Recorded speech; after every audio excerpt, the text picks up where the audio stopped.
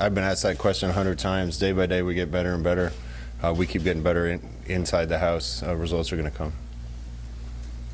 I was going to ask you, given the depth of your roster at this point, do you have fewer questions going into camp, or do the questions the same amount? Or are they just different questions? I'd say we have fewer holes in our roster than we used to, but there's still some questions. There's certain spots where we feel really good about who the guy's going to be, and other spots where there's going to be a competition for it.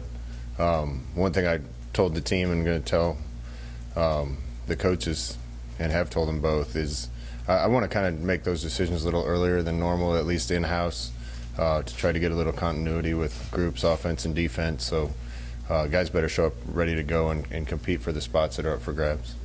Why did you kind of want to make that shift? I don't know if it's a shift. The thing we've been preaching to the team all year, and we're going to continue to preach to them, is self-inflicted wounds and a little bit of lack of detail and discipline here and there has hurt us. Penalties have hurt us, turnovers have hurt us, not getting turnovers back on the other side, special teams. Those are going to be the primary emphasis of our camp. The kids know that. I think experience helps you with those details, and we're going to be more experienced than we have been. But also continuity helps, and making sure that the main guys are working with the main guys a little more often earlier on is probably going to help us with that. Now, Adrian, do you think about his role in your run game any differently at all this year, just given the fact that he's missed a little bit of time at least in each of his 3 years, and also the inexperience you have behind him, or do you just turn the moves to him? Well, I've said publicly I think we've run him a little too much. That being said, there's going to be ways where that's the best play we can call, is something that might involve him carrying the ball. But we'll try to limit those as much as we can to keep whatever quarterback's playing on the field. Anxious to see the 2 or 3 guys behind Adrian compete and try to decide who that guy is. And if we get those guys up to speed, then we can probably be a little less conservative with what we do with Adrian. Along those lines, Scott, and backup quarterbacks, do you adjust how you handle reps? Is it any different than what you usually do? I want to make sure they both get as many reps as they need to get to be ready, and also for us to decide who the next guy in the game would be. So those guys will get more reps, but in general, I think a lot of guys down roster for us are going to get more reps in this camp. I know Ryan helped challenge his running backs to have a big summer behind the scenes. What's just your overview going into camp of what you've got there and what you want to see? Well, running back's one of the spots that's up for grabs, and I'm not going to make any secrets about that. Those guys know that. I think we got a ton of talent in that room, but I don't want it to be by committee, ideally. I want to have a main guy and a backup or 2 that are going to share the bulk of the carries, and it's yet to be determined who those guys are. So those guys know, especially at that spot and a few others, that the competition is going to start on day 1, and we're going to try to figure out who the lead horse is. With only 8 full padded practices, how important will it be to use those to kind of evaluate the positions like running back? I think it's important. The change in practice structure really isn't going to affect us that much. Kind of affect our acclimatization schedule and what we do at the beginning. But we're not going to have 6 scrimmages and full tackle scrimmages to the ground anyway. You can get done about everything you can with full pads on when you have shells. So we'll get plenty of chances to evaluate the tackling and the blocking and the running with the running backs. I don't think the rules changes are going to affect our camp much. Kind of our roster nuts and bolts question, but I know Yeager wasn't listed on the roster anymore. What was his situation? Yeah, I can't talk about guys' personal situations, but he was dealing with something, and he's not going to be a part of the team going forward. Are there any players held out for injury for all season or anything like that? No, I think the closest to season is probably going to be Will Honus. I've talked about him a bunch, but what a great kid, what a good teammate, a valuable part of our team, and got hurt again in spring practice. I'm doubtful that he'll be able to come back for us this season. Most other guys are going to be ready to go for day 1 of fall camp, with a couple guys lingering a little longer than that. What about Fedoni? Fedoni was one that'll be longer.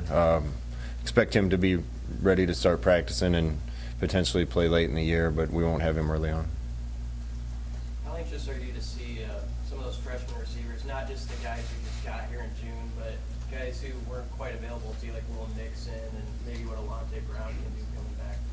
Yeah, receiver's another spot where there's going to be competition, and not necessarily because we don't know who some of our lead guys are going to be, but a bunch of receivers get an opportunity to play, and I want to find out who the best ones are. And the depth and talent at that position is the best it's been since I've been at Nebraska. So we're going to get the young guys opportunities to get reps and show us what they can do, and I'm anxious to see who comes out on top of that. Some of those guys get knocked up to scholarship or a walk-on. Lubick mentioned Falcon Weaver. I don't know, maybe even Yeah, I can talk about that down the road. I feel blessed and lucky to be in the position where you can help young men that choose to walk on come into Nebraska and eventually get their school paid for. I think we're up to between 20 and 25 guys in my 3.5 years that have been awarded scholarships, either temporarily or permanently. When the time's right, I'll give you guys that list. Can you speak to what you guys added at kicker to kind of improve the kickoffs this year? I think Brendan Frankie and the Meyer kid, and how much of an emphasis that was to get kickoffs to the end zone this year? Big emphasis. Again, special teams is going to be a huge emphasis for us. It has been in the past, but I want the kids to understand it. Being good at specialists is a big part of that. Obviously, having talent to cover kicks and do those types of things is a big part of it too. And we're getting more talented and have more depth, so we should be able to cover kicks better. But kickoff has been kind of a thorn in our side. There's no kick returns if you kick it through the end zone, and a couple of the guys that we brought in, I think, have the talent to be able to make us a lot better on those units. You have a bunch of guys on defense that obviously have played a lot, so how do you balance having more, good on good or good with good, and then also maybe giving young guys chances or not running a Ben Stilley or Joe Bowman too much? Yeah, without saying too much, we're going to split up practice a lot more and have multiple groups running at once, a lot like we did when Coach Osborne was coaching here.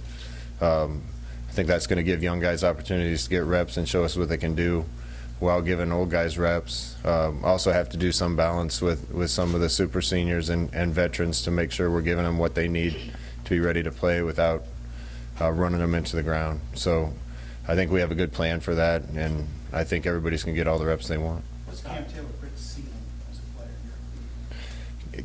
Cam's a freak athlete. Tremendous talent. I think you started to see flashes of what he could become last year with some of the plays that he made. There's no doubt in my mind he can be one of the best players on our team and one of the best corners in the conference and beyond that. Band-Aid today, practice tomorrow. Scott, what's the overall mood of the team? What's the excitement level for the guys? I've had guys come into my office that are showing up today. Similar to what I've said all year, this is the best feeling around our building by a long shot that we've had. Guys genuinely excited to be back and around each other and playing football. I know for me personally, one of the hardest parts about starting camp is you just spend a whole summer with your family, and now you're not going to get to see them as much. So I had a great summer with Ashley and RJ and Allie and got to spend a ton of time with them, and you kind of get a little sad that you're going to go back to work for as many hours as coaches have to put in. But when the guys come up into the office and you're back around the team, it makes you feel a lot better about that.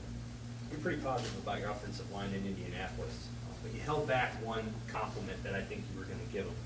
What is it about them that you like, and then what's that one more thing you want to see in camp and during the season? If I had to pick one thing, the attitude is changing. It's transforming. From I hope we get the job done to we're going to go make this happen, being a little more aggressive and physical.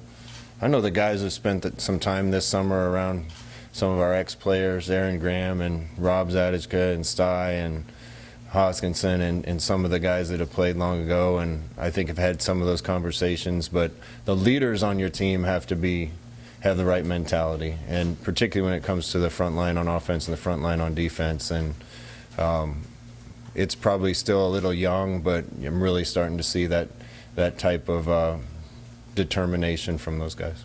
But there was something you held back too. What's the thing you still want to see from them, that makes you feel really good about where they're at? Probably just experience. Again, last year wasn't a normal season, but gosh, we needed that season. When you look around our roster, from Juergens being young to Piper to Benhart to Corcoran to Ty Robinson to Garrett Nelson, to all our running backs, to some of the receivers that were new. You can get a lot done in practice, but you really make your improvement when you get game reps and get experience. And a lot of those guys are young but have experience. I just want to see them keep developing with the more experience they get. I think you talked to me about trying to get guys vaccinated and not knowing quite what the protocol's going to look like. Do you know what, like, the percentage or ballpark of where that number lies right now? I don't. We're really careful with FERPA rules around here and not giving personal information. I'm not comfortable yet with how many I perceive are vaccinated. We're going to try to do our best to educate the guys on it and give them more opportunities to get there. And like I said in Indianapolis, I think vaccination's the best way for us to have an uninterrupted season. So we're going to do our best to educate the guys and try to improve that. Have you gotten any more guidance from the league about what each school will be required to do? Right now, to my understanding, a lot of it's going to be based on university rules and kind of left to each campus to figure out protocols. So I know the university, through Ronnie's leadership and Ted's leadership, have protocols, and we'll certainly have to adhere to those, and we'll see where it goes beyond that. You guys got their feet wet with NIL over this month. How are you guys communicating with them, handling responsibilities during camp and then responsibilities during the season? That's kind of still a work in progress with this NIL thing. I think we've only seen the tip of the iceberg on that around the country and for sure in Nebraska. You know, I don't know down the road if we're going to have to iron out a time a week for guys to be able to go take advantage of things like that. There's a lot of decisions and ideas that we're going to have to come up with down the road. But like I've said a bunch of times, I think Nebraska football players and student athletes are uniquely positioned to take advantage of this because of the fan interest in Nebraska. It's the only show in town. All eyes are on them. I expect our players to do as well as anyone in the country with this when the dust all settles. About two more for Coach. Scott, you know, talking about NIL, in the back of your mind or the front of your mind, is there any concern about guys that are just not taking care of business, like in the classroom and in football, because they're distracted by NIL activity? Yeah, there's a lot of concerns I have as this goes forward, and again, I want to stress I'm a fan of it because I think the players deserve it, and anything we can do for our student athletes is a positive thing.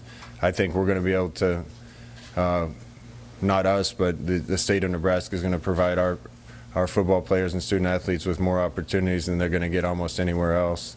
There are going to be distractions. There's going to be other issues that we've tried to come up with, even tax issues with kids that start making money and don't know how to pay their taxes or even know that they have to. There's people from outside coming and getting them involved in bad deals, the timing of it all, the time management of it all. There's a lot of issues that need to be worked out. At the end of the day, I want to coach football. I don't want to have anything to do with that and can't have anything to do with that. So there are going to be a lot of challenges, but we'll do our best to anticipate them and then handle them when they come up. First fan day in a couple of years, how much does it mean the fans coming out here supporting you in the hot weather and all that? It's great. Shoot, when I was a little boy, I've said this a bunch, but man, Irving Fryer and Mike Rozier and Turner Gill, man, I didn't look up to anybody more than those guys, and to have an opportunity to come meet with them. I still have an autograph program that all three of those guys signed from 1983 in my basement. So especially when the kids are able to come out and be around some of these players is a special thing that we haven't been able to do for a while.